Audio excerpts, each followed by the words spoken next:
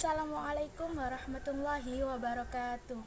Perkenalkan, nama saya Fi Isyatirodiyawanda dari Program Studi Pendidikan Agama Islam Angkatan 2018 STIT PGRI Pasuruan. Di sini saya akan menjelaskan mengenai hukum anak menghajikan kedua orang tuanya dan hukum berhaji tanpa biaya sendiri. Di sini saya akan menjelaskan mengenai hukum anak menghajikan kedua orang tuanya. Islam mewajibkan seorang anak harus berbakti kepada kedua orang tuanya dan mesejahterakan keluarganya, baik dengan dirinya sendiri maupun dengan harta bendanya. Ketika orang tua memiliki keinginan untuk berhaji, namun kondisi kesehatan dan kondisi keuangannya bisa dibilang tidak mampu atau tidak memungkinkan untuk ia berangkat berhaji, tetapi anaknya mampu secara individual maupun secara kolektif untuk membiayai atau menanggung biaya berhaji kedua orang tuanya. Apabila secara medis kondisi kedua orang tuanya memungkinkan untuk berangkat manasik haji dan melaksanakan haji, maka menurut Islam hukumnya wajib menuruti keinginan kedua orang tuanya tersebut.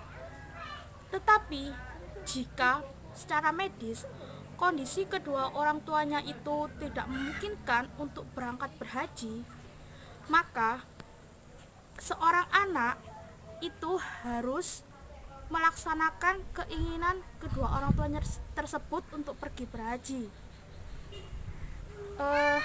Asalkan anaknya ini mampu dan sudah pergi berhaji terlebih dahulu, dan bisa dibilang seorang anak ini mewakilkan orang tuanya untuk berangkat berhaji dan hajinya tetap sah, seperti itu. Dari hadis riwayat Bukhari Ibnu Abbas radhiyallahu an, ada seorang wanita dari Hadsah bertanya kepada Nabi, "Wahai Rasulullah, sesungguhnya perintah Allah untuk mengerjakan haji kepada umat-umatnya, kepada hamba-hambanya, bertepatan dengan keadaan bapak saya yang telah tua dan ia tidak sanggup lagi untuk berada di atas kendaraan. Bolehkah saya bolehkah saya mengerjakan haji untuknya?" Lalu Nabi menjawab, "Boleh."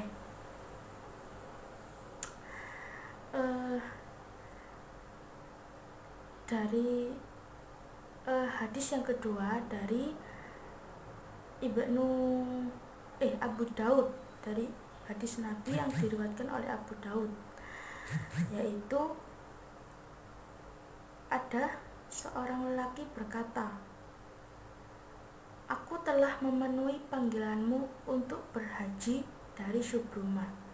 Lalu Nabi menjawab, "Siapakah Syubrumah tersebut?" Lelaki itu berkata, "Dia saudara lelakiku atau keluarga dekatku."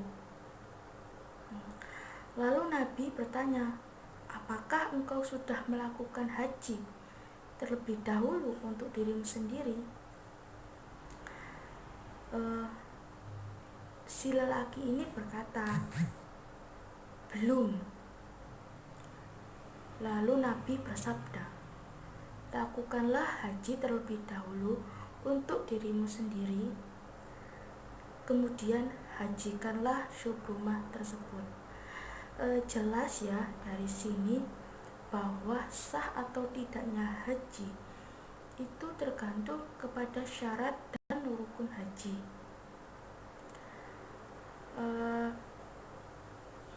Demikian pula hukum haji tanpa biaya sendiri. Biaya haji atau dalam kurung ONH tidak harus dikeluarkan dari dirinya sendiri, akan tetapi dari anaknya atau orang lain atau suatu lembaga pemerintah swasta yang tugas atau tanpa tugas melalui undian berhadiah ia membiayai orang-orang untuk berhaji. Sebab yang menentukan sah atau tidaknya haji tersebut yaitu syarat dan rukun haji.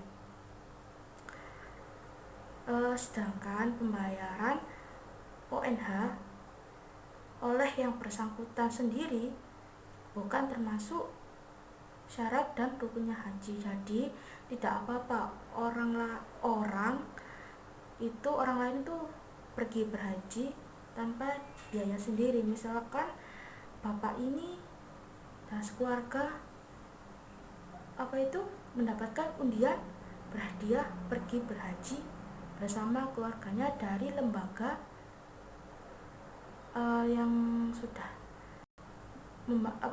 lembaga yang sudah mengeluarkan tersebut. Jadi sah atau tidaknya haji itu tergantung rukun dan syarat haji. Kemudian ada tingkatan kemabruran haji seseorang. Yang pertama, baik atau tidaknya niat melakukan ibadah haji. Seperti dalam hadis, innamal a'malu binniyati wa innamal likulli imri'in ma nawa. Jadi segala perbuatan itu tergantung kepada niatnya. Jika ia niat berhaji itu dengan ikhlas, maka insya Allah hajinya mabrur. Akan tetapi tidak boleh ia haji bertujuan untuk riya, sombong, pamer, atau untuk tujuan yang lainnya, tujuan politik agar ia disanjung. Itu tidak boleh. Dan yang kedua, sempurna atau tidaknya melaksanakan rukun-rukun haji dan kewajibannya. Jadi kalau ia tidak melakukan salah satu rukun haji, maka bisa dibilang hajinya tidak mabrur. Dan yang ketiga, mampu atau tidaknya meninggalkan hal-hal yang dilarang atau tidak boleh dilakukan dalam haji. Contohnya berbicara kotor, berbicara tidak senonoh, berbuat maksiat, bertengkar, dan semacam pokoknya hal-hal yang jelek itu tidak boleh dilakukan. Dan yang keempat, banyak atau sedikit dalam melakukan sunnah ibadah haji.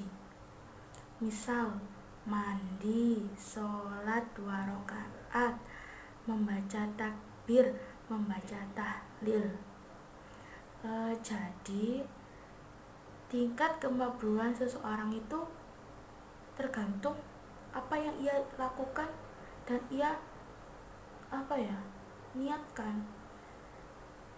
Jadi harus benar-benar menghindari dari hal-hal yang tidak boleh dilakukan dan harus mematuhi hal-hal yang atau perintah yang disuruh oleh Allah. Yang dapat saya sampaikan, kurang lebihnya saya mohon maaf yang sebesar-besarnya. Akhirul kalam, assalamualaikum warahmatullahi wabarakatuh.